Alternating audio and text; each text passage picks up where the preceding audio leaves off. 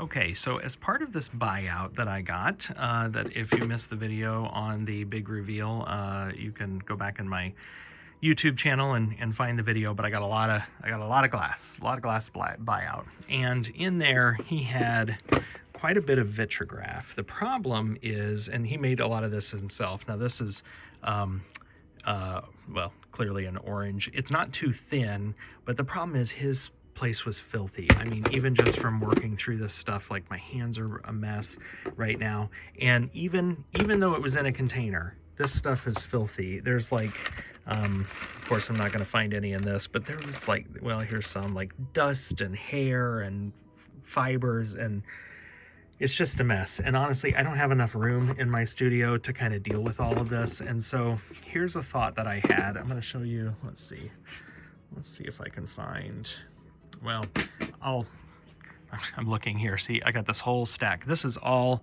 from here on up. Vit, different colors of Vitrigraph. And while I love Vitrigraph, honestly, I don't love the stuff that he made. And much of it is super thin. I'll find it here in a little bit and show you another video. I mean, like, almost like thin as a hair. And I don't have room to store all of this, and I don't know what I would do with all of it. So I have a different idea. I'm going to make an experiment here and make a giant part sheet. You guys know that I love to do hearts in the little molds. And so what I think I'm gonna do, I also have a bunch of scrap glass that came from, let me just walk around, that came from the buyout. This stuff is so dirty, filthy. So you see here, there's a bunch of like large pieces of Tecta scrap. So I think I'm going, and gosh, it needs to be cleaned so well. But what I think I'm gonna do, I have my 24 by 24 kiln shelf. I've actually put a piece of papyrus paper down, and I am going to clean. And I think the way I'm gonna do that is I'm gonna put just a little Dawn dish detergent and some water in here and kind of just shake and shimmy and then kind of lift out. Hopefully I don't end up with a lot of hair that comes with it. But I'm going to kind of lift this out and sprinkle it all across the shelf. This different color Vitrigraph, and all of this Vitrigraph, I'm gonna just load up this kiln shelf full of Vitrigraph with all these little stringers, and then I'll probably put a couple of pieces of Tecta and maybe even another color or two, we'll see, over the top of it.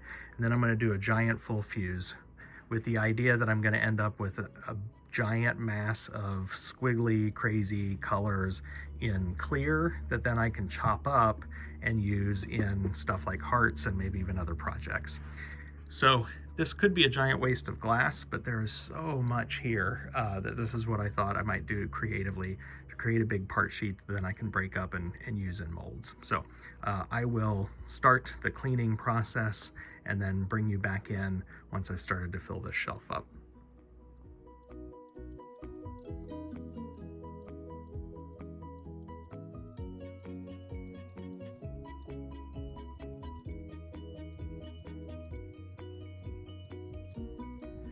This stuff was filthy. You should have seen the brown water coming off of all this Vitrigraph. So I've rinsed it, zhuzhed it, put it out on pans, and I'm letting it dry, and then I'll fire it. TBD here in terms of exactly how I'm going to do that. Okay, I am just filling my shelf. I thought I might cap all of this with clear, but now I'm not so sure. So I might do a little bit of capping and a little not so much. But this is the stringer, and I mean, it is so, in some cases it's like hair. This is like a big thing of angel hair. It's so tiny. I don't know if you can see that.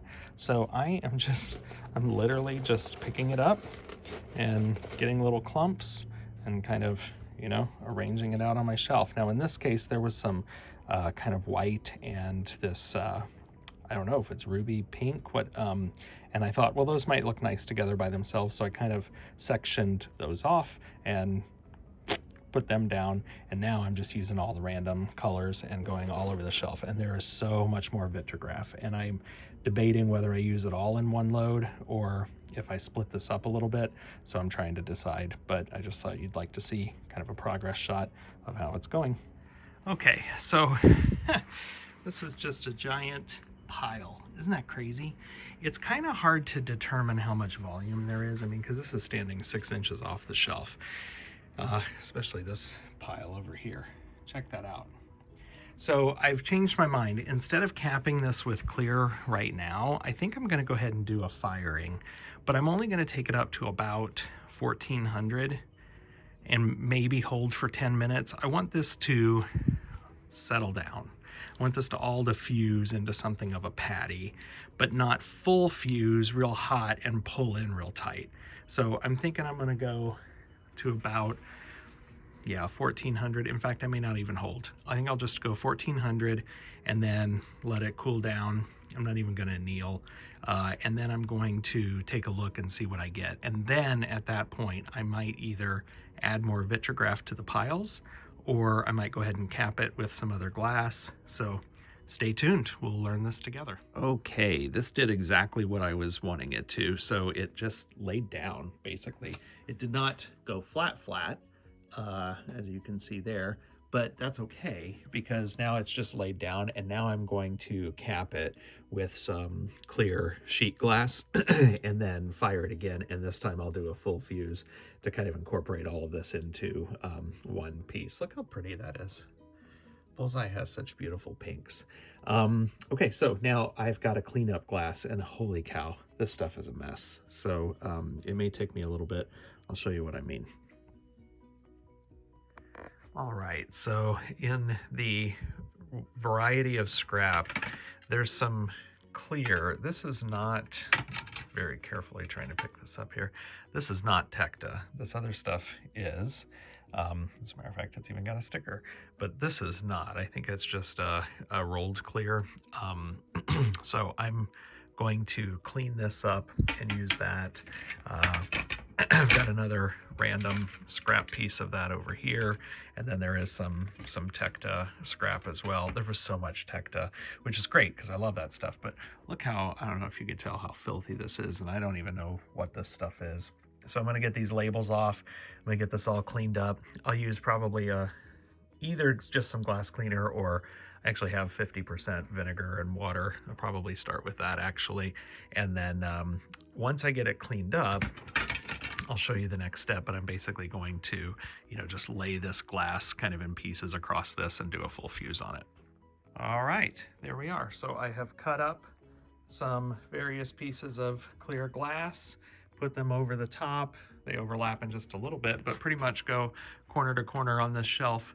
And I will do a typical full fuse. I'll probably go up to about 1475 and hold for 10 or 15 minutes, and then anneal this, and then I'll have one giant sheet that I will then start to cut up and kind of use as my own part sheet. And I'll probably make hearts and paws with these in molds, but eager to see what it looks like when it comes out, so stay tuned.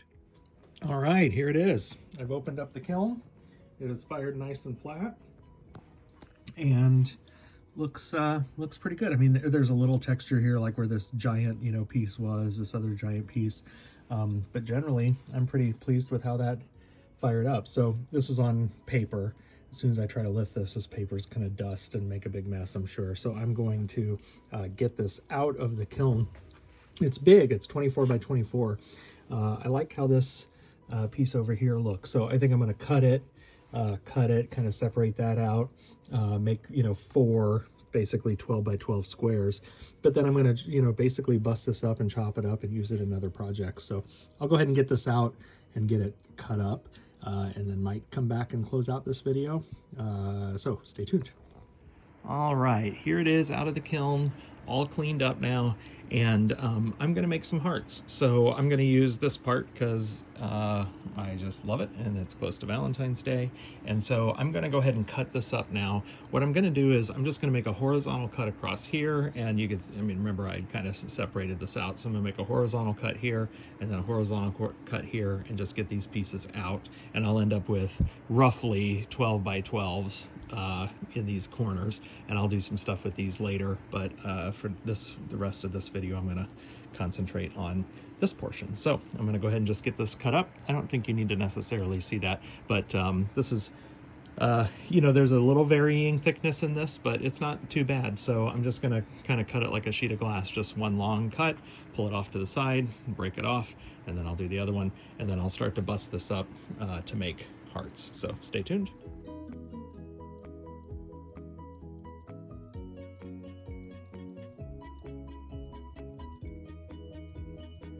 All right, so I've got my glass and I've got a brand new mold here. I have this mold, but I just wanted a second one because the more molds, depending on your kiln, more molds, then the more you can get into a kiln load. So this is the amazing LF241 heart mold from Creative Paradise. Great team, including Stephanie and others over at Creative Paradise. So brand new mold right out of the box, and so it needs to be treated. This is really hard to do one-handed. So what needs to be done is, many of you ask questions all the time. I refer to ZIP. This is what I'm talking about, ZYP, boron nitride spray. This is, you need to shake this up and then spray your mold. This is what the manufacturer recommends. And so this is what I use. And people complain that it's expensive, and it is expensive, and glass fusing is just generally expensive. However, this works, it's consistent, and so I need to spray this mold. Let's see, it's cold outside, but I guess I'll go outside and show you how I do this, because for those of you who don't know or haven't done this before, it could be helpful for you to see. So let me go bundle up and spray this down. All right, I'm outside and it's cold, but generally speaking, the directions here say 6 to 12 inches away. So what I basically try to do is a thin-ish layer in each direction. So this way, turn the mold, 1, 2, 3, 4, approach it from the 4 directions. It's important to try to get your release all the way down, like into some of these corners and stuff, so that nothing sticks. You don't want to go too heavy and too thick on this stuff. You want kind of a light coat. So I'll do a light coat one direction, again, let it dry a little bit, the other direction. I'll do about 4 coats and then kind of check it out, see how it is, maybe do a 5th one for just good measure, kind of across the whole thing.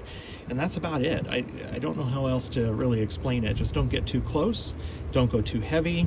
So I'm gonna go ahead and do this. I don't know if I'm gonna film it. Maybe I'll film a little bit of it. It's just hard to do out here one-handed. And I've had some issues with this nozzle on this particular can, so wish me luck.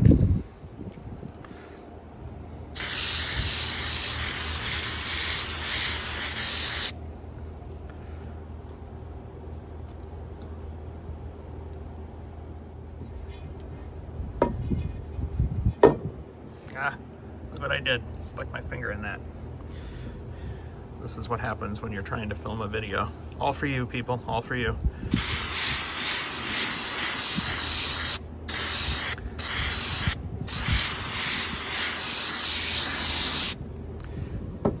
All right, so that's my 4 coats. It's really windy out here. Hopefully you can hear okay. So I didn't let it dry very well in between. I did mess that up, but that's on the outside. It's not inside a heart, so I'm not too concerned about that. I'm gonna let this dry, check it over, maybe give it another good spray. But as I'm glancing at it, it looks like the coverage is pretty good on it. So I think I'm good, but again, maybe one more spray. But that's it, you kind of understand the process there.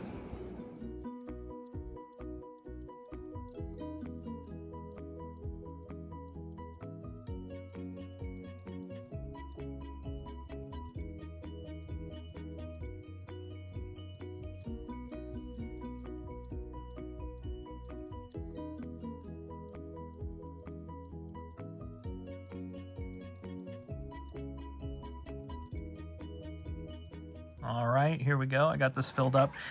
There's a recommended fill weight for this mold. You have to find it on the website for Creative Paradise. I don't really follow that. I usually just eyeball it and put in what I think is going to melt down and make a nice little blob, nice little heart. So I'm gonna go ahead and put this in for a full fuse, and we'll see what they look like when they come out. All right, and here we go. These look awesome. So let's turn them out. Look how they fell right out of that mold perfectly. Look how neat those are. I've got zip all over my hands. Look how cool. So happy with the way those turned out. Really, really neat. So yeah, so love the heart, love how this project turned out, good use of the stringers. You might have lots of other good uses for stringers, but these sell well at my shows, and so I'll be taking them, and pink is always a popular color, particularly for hearts, so I'll be taking them to my shows and selling them that way. Hope you learned a little something in this video, technique, something else to do using stringer, particularly stringer that you're not that you didn't make and you're not fully married to. I'm pleased with how these turned out. Please stay tuned. There's so many more projects coming, many coming out of that haul. So if you're interested in seeing what else I do with my find, then make sure you subscribe to the channel and turn on your notifications. See you all later. Bye-bye.